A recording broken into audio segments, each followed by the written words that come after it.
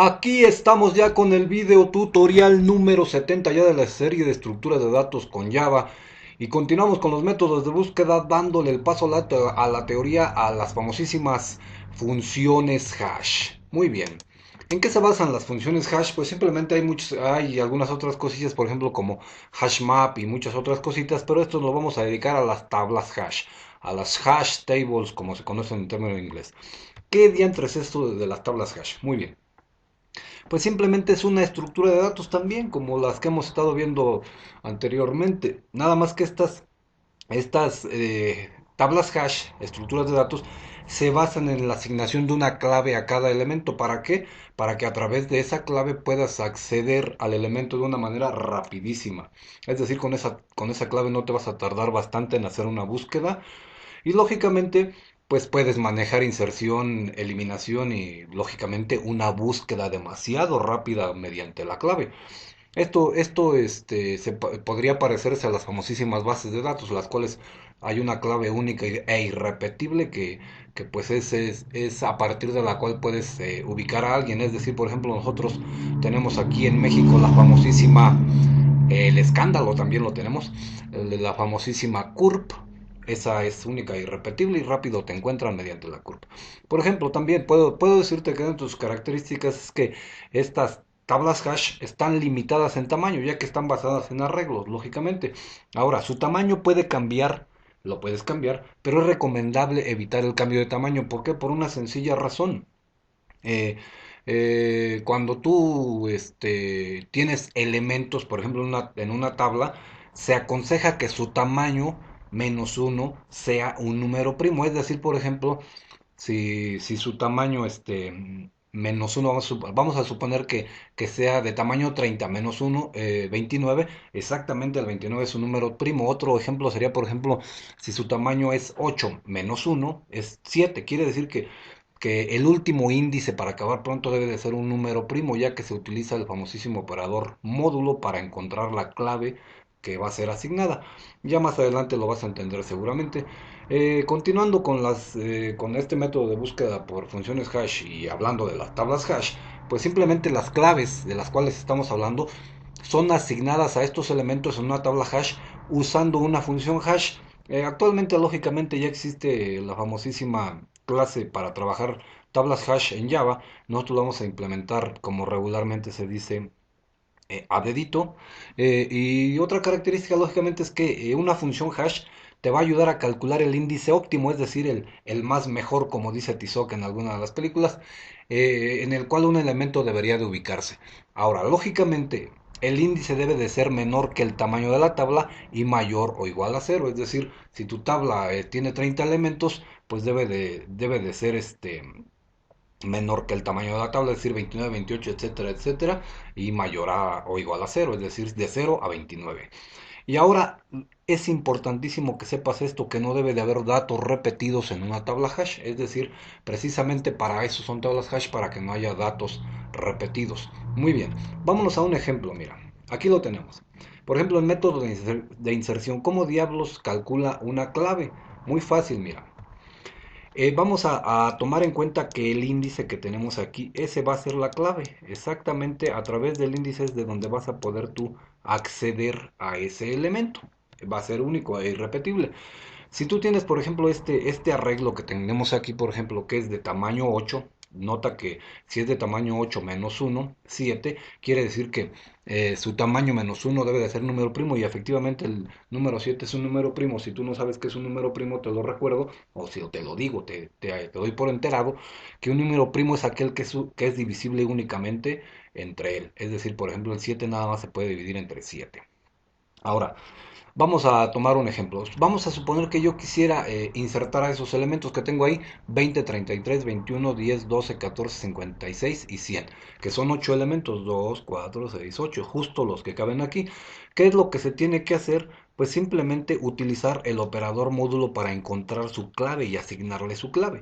Es decir, vamos a suponer que voy a insertar al 20 y por ejemplo el 20 módulo el tamaño del arreglo menos uno, es decir, 7, eso sería igual a 6. ¿Por qué?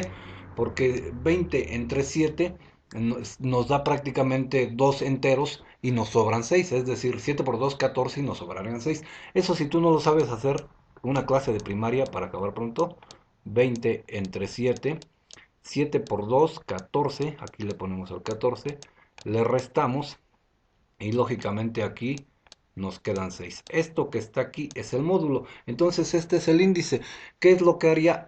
A ese 20 le asignaría la clave número 6, es decir, el índice 6. Ahí lo tienes. Si ahora vas a insertar al 33, prácticamente es lo mismo. 7 por 4, 28 y nos sobran 5, es decir, el módulo sería 5. Tendrías que volver a hacer estas operaciones, ¿no? El módulo sería 5, quiere decir que el 33 debe ubicarse en el índice 5, es decir, va a tener una clave 5, ¿no? Vamos a ponerlo así. Ahora, si vas a insertar al 21, ese sí es exacto, porque observa, 21 entre 7, pues simplemente el módulo te va a dar 0, porque 7 por 3, 21 son exactos, no te sobra nada, no hay residuo. Entonces el 21 se ubica exactamente en el índice 0 y su clave va a ser 0, vamos a ponerlo así. Ahora, si vas a insertar al 10, nota que el 10 entre 7 es 1 y te sobran 3, quiere decir que el 10 debe de ser insertado o se le debe de asignar la clave número 3. Hasta ahí todo va bien, pero hay algunas cositas que se les conoce como colisiones. ¿Qué es una colisión? Una colisión es cuando haciendo una operación de módulo de alguno de los elementos que faltan por insertar, da justamente en donde ya hay un elemento ahí. Quiere decir que ocurre una colisión y ¿qué es lo que tiene que hacer? Pues buscar hacia adelante, nunca hacia atrás, hacia adelante, un lugar vacío en el cual pueda asignarle. Pues ahí vamos con el ejemplo. Vamos a suponer 12. 12 módulo 7 nos va a dar 1 y nos van a sobrar exactamente 5. Quiere decir que le va a asignar el índice 5. Pero ahí ocurriría una colisión porque ya tengo al 33, entonces se recorre y da la casualidad que en el siguiente índice también ya está ocupado. Entonces sigue recorriéndose mientras no encuentra algún lugar deshabitado, vamos a ponerlo así. Entonces ya que encuentra uno deshabitado, exactamente ahí es donde se ubica. Eso quiere decir que el 12 debe de ubicar en el índice número 12, es decir, en el índice número 7, rectifico, es decir, la clave del número 12 sería la 7. Y ahora nos vamos con el siguiente, 14 módulo 7, pues nos daría nuevamente 0. Entonces ocurre nuevamente una colisión. ¿Por qué? Porque el 14 entre 2 nos da 7 exactamente y el residuo o el módulo es 0. Entonces ocurriría una colisión y tendría que pasar a buscar hacia adelante. Entonces es lógico que encontraría el 1 deshabitado y exactamente ahí es donde se ubicaría el 14.